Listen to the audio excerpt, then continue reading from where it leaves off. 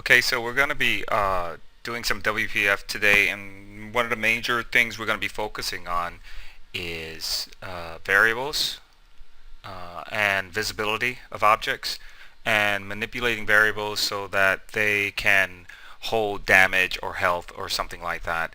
And we'll even be talking about a little bit about the random um, function that VB.NET has, or WPF is able to use. So let's go ahead and get started. I'm going to go ahead and start a new project. Make sure it's a WPF application. Click that. Make sure you name it right here. Click OK when you're ready. So the application is going to go ahead and start up. So to get this up and running, the first thing I want to do is focus on what I need, not necessarily the interface. Like, I can throw some pictures and stuff up here, but really I want to focus on the logic behind everything. So before I even do anything with the interface, I'm going to go to the code behind and focus more on the logic.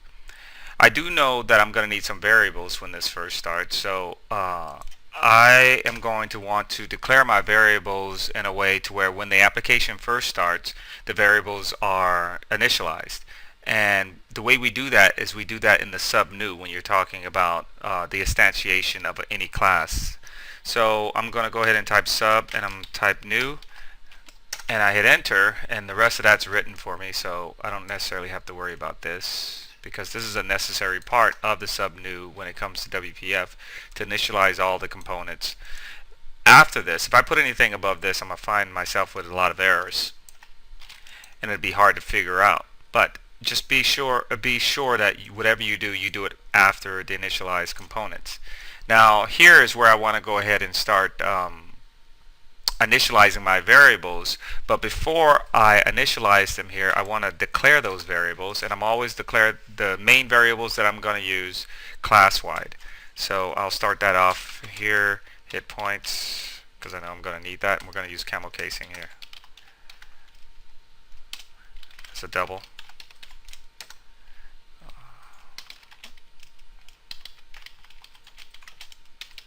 I'm going to need a damage. And if I have damage, then I'm really going to need some health, or health points, whatever you call it, doesn't really matter.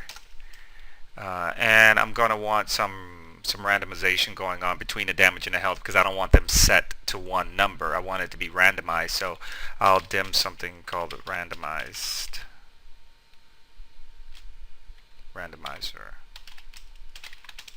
as a random object. So from there, I can now go and initialize these here up inside of the sub new, and I want to initialize my randomizer.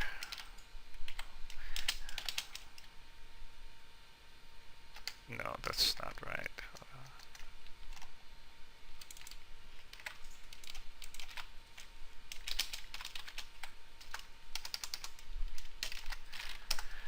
Then I want to initialize my hit points. This is what the player's points would be.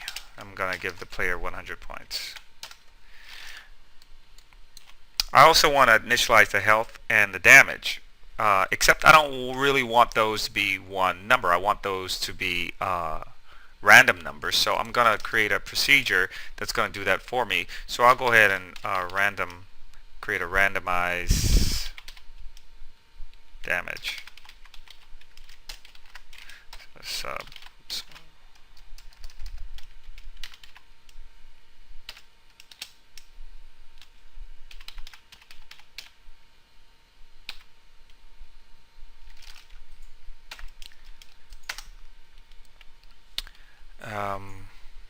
So what that's going to do is going to take the damage, and it's going to say equals randomizer dot next, and I want a range, so I'm going to go 0 to 10. Now how did I know that? Well, I do know how to use the random, right? So I also know next will give me the next random number. So if I didn't have those arguments in there, and I just do this, it's going to give me just any random number between 0 and 1. So it's going to be a double between 0 and 1. So that could be any weird number that I can get. but I can control that actually. If I go in here and I start typing, I can see there's an overload connected to this, and that's what that's called when you can take one function and use it many different ways as an overload. And I see here I have one of 3 different ways I can use this. I can go ahead and click down there, and I can see here I can put the maximum value that this can go to. But if I go one more, I can see I have a minimum value as an integer and a maximum value as an integer, and it returns an integer. So I'm going to go ahead and allow this to return an integer. And since I know that this is returning an integer, I'm really not going to let this be a double. I'll just convert this back to an integer. And I'll use these as integers as well. So now I can go ahead and put the minimum value here, and then I'm going to put the maximum value that the damage can give. Maximum is going to be 10. Okay, so now I want to go ahead and add that to my hit points. So whatever that is going to be minus equals damage. So I have my randomized damage here, and I'm actually going to use this when the player actually clicks something, so I don't necessarily need to put that up here initially. Now since I did my randomized damage, I can also do my randomized health exactly the same, so I'll just go ahead and copy that and then change this name here, and instead of damage this is going to be health here. And I want the health to be between 0 and maybe, I'll give, let's say 25. Actually, 1 and 25, like something like that. And then I'm going to plus equals health. So as we see here, what this does is it's going to take a random number between 1 and 25. It's going to go ahead and put it into this variable here, this health variable here. And because this was declared globally, every time I add it to this one down here, it's automatically added up there. So then I just take this, which is the same as this here, and I add it to whatever the points are. The same thing I did here with damage. So now my points are plus, minus, whatever, damage or health. When I run this randomized health or I run this randomized damage. Now I want to go ahead and start thinking about, okay, how do I want to use these? I want to be able to use these in some sort of interface. So I can now go to my interface. Since I have a lot of the logic down right here, I'm going to go to my interface and now start adding maybe an image of some kind or an interface. So let's just go through this really quickly. I'm going to go ahead and add an image. I'm going to drag that image over here. I'm going to bring that up here.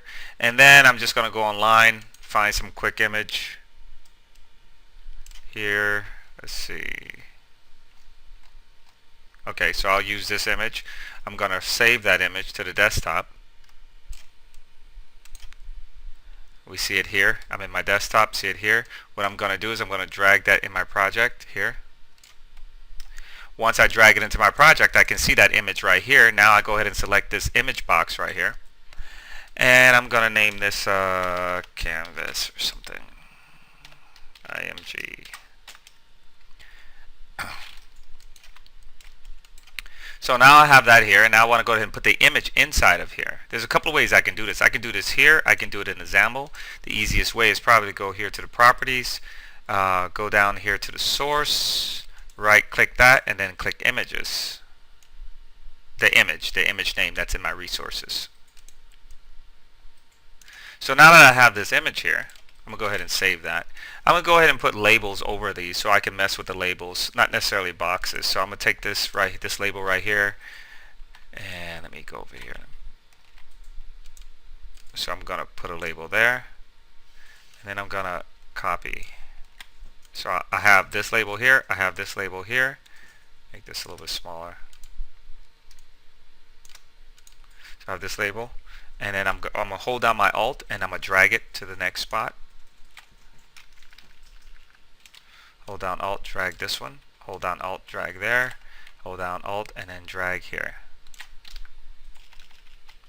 So now I have labels over all the pictures. Now I want to get rid of this word label over there. So I can go down to my XAML, and I'm going to look at this content. I don't want anything in the content, so I'm just going to delete the content from here. It's a lot easier than doing it in the interface.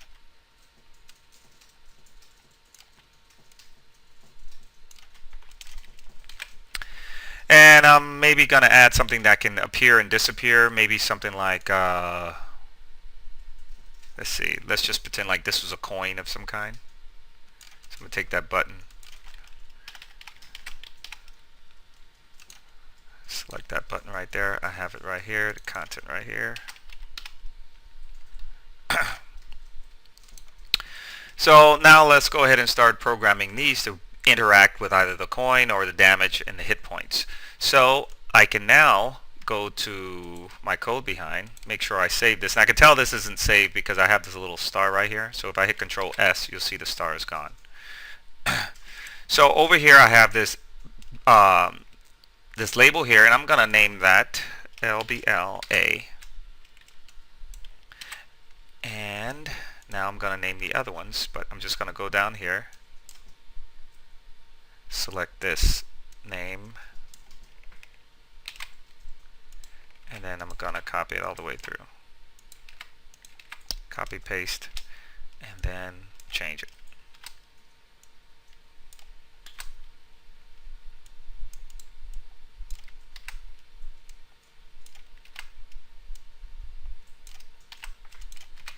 Alright, so all my labels are named. Oh, something's up here. Let me see what's going on here. Okay, so all my labels are named.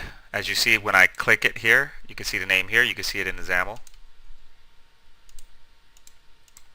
I have my canvas named, IMG canvas. I'm just calling it that. That's not really what it is. It's an image. And I have my BTN coin named. Everything is named except for the canvas itself. I don't really need it named, or the grid, because I'm not really using it. But just make sure everything is named before you go into code behind.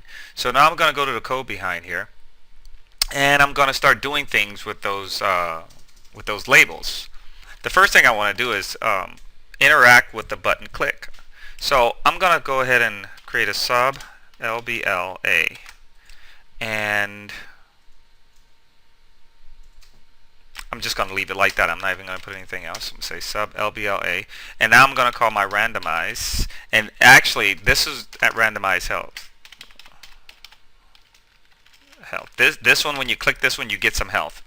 So it's going to run that, and now I want to go ahead and tell the user what just happened.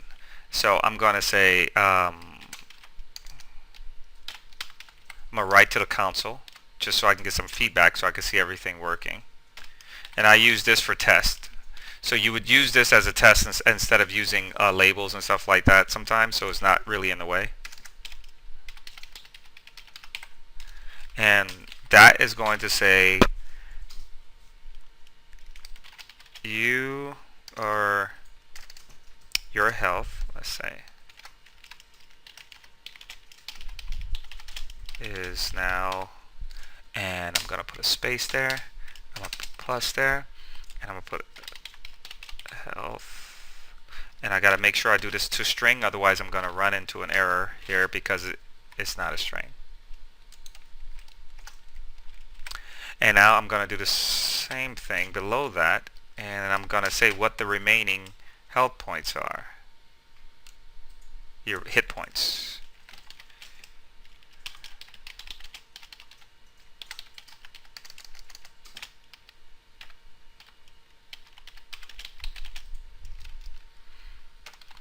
And so I'm going to call the hit points here.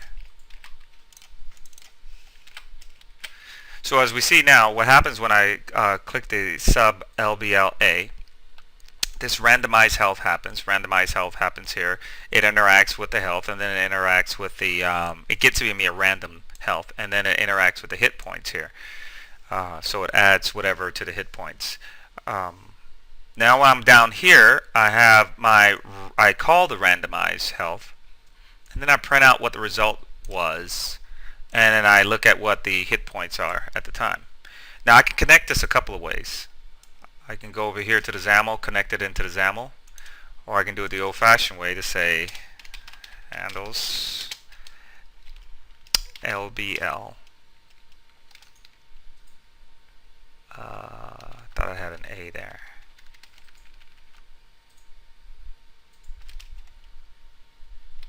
Let me check. It is an LBLA.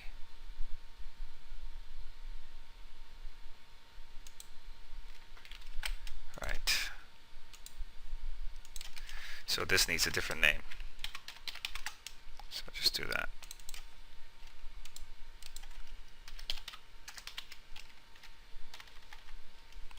Alright, so oops. So handles LBLA dot click. Oh, mouse down, sorry. LBLA dot mouse down. There we go. So that's one way that we can handle this mouse event. So let's go ahead and give it a test, and what we should see in the console, we should see our health and we should see our current hit points are. So I'm going to go ahead and run this.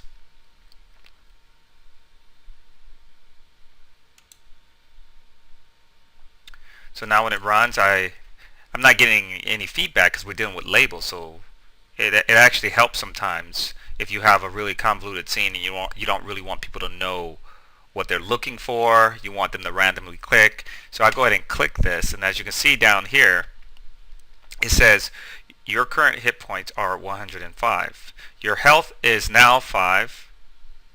Your current hit points are 105. So that kind of works out, but the message is a little bit off. It should say something like, you gained blank health points. You gained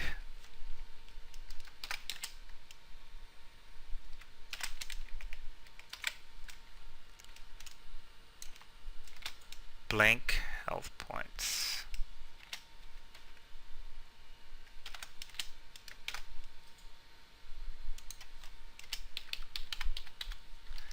That's better.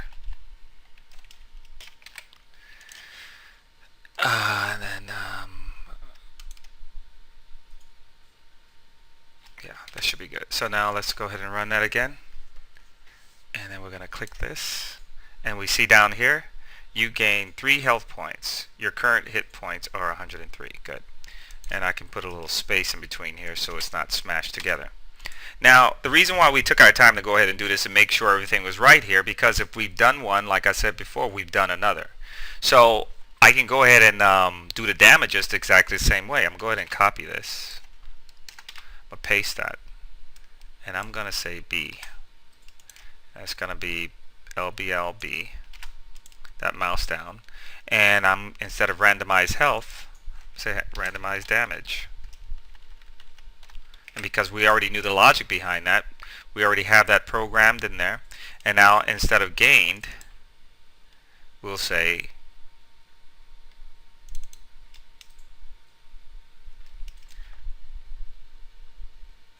let's say you lost.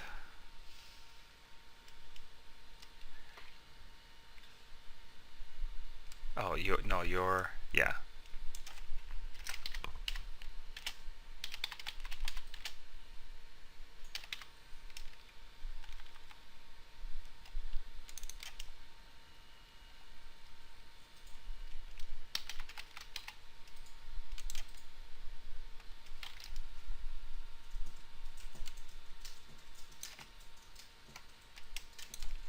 And then your current hit points are hit points, right? So once I run this damage thing, as we see here, I have my randomized damage. It's going to give me a random damage here. It's going to automatically go ahead and deduct that from the hit points, and I'm going to go ahead and print out my hit points after all that's done, because it happens here first. So I have my label here, and I have my mouse down here. So let's go ahead and run that. And that here, here. And there you have it. You have your damage is 3. Your current hit points are 97. And then let's try another one here with making something disappear and reappear. So I'm going to make this coin thing here disappear and reappear depending on which one they click. So instead of doing it with handles, I'm going to take this handles off, and then I'm going to go ahead and make this ABC. I'm going to put that as D. I'm not going to put the handles on there. And what I'm going to do now is I'm going to go ahead and say BTN coin dot visible equals, and it takes this hidden or collapsed. That's what's going to make it disappear. And that will make it disappear. So let's see that work. Well, obviously we won't see it work because we haven't connected this D to anything. And the reason why I took this off because I want to show you guys how to actually connect this to the label through XAML. So I'm going to select, let me find D. D is right there. I can see it right here, highlight it. I'm going to go over here to the end, and I'm going to go mouse down, and then I'm going to put the name of that function or procedure right there in the mouse down, so I really don't have to see it here. So now I go ahead and run that. If I click D, it disappears, right? So I can also make it reappear without having to do another button, or I can make another button do it. So I can do this. I can say if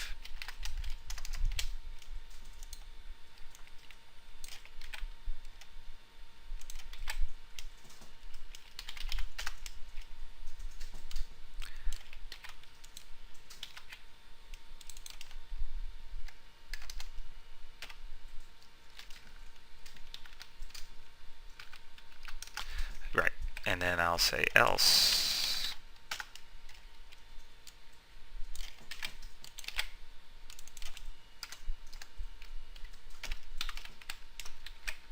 Alright, so let's try that.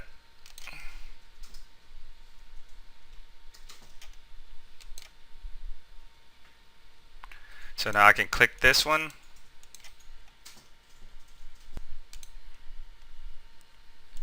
Actually, wait, before I do that, what I'm going to do is I'm going to go here and I'm going to add if that equals collapse. No, if it equals, not collapse, if it equals visible. Yeah. So if this equals visible, then we're going to collapse it, otherwise make it visible. Let's see if that works. There we go. So now we can turn it off and on just with one click and one button. So now we have something turning off and on, and then we have this over here that's giving health and taking away points, and then we have this over here that's actually giving damage or taking away points, and is at a random number, so you never know which one you're going to get. What you can also do is make it random as to which one will be giving health and which one will not, and so we're using the same logic as we did here. Now I can just take these and actually go ahead and do the same thing with all the other labels, but this should actually give you the idea of how this will work when using these variables in WPF, and how to make this interface to where it's using labels instead of buttons, so that way you can have the pictures and you can have the functionality of the button click. You also have this ability to turn something on and off like a switch by using this if statement that we put down here. So if the button coin.visible equals visible, if it is visible, then you want to collapse it. Otherwise, you want to make it invisible. And so that's the logic there. So I hope this helped you guys out. See you next time.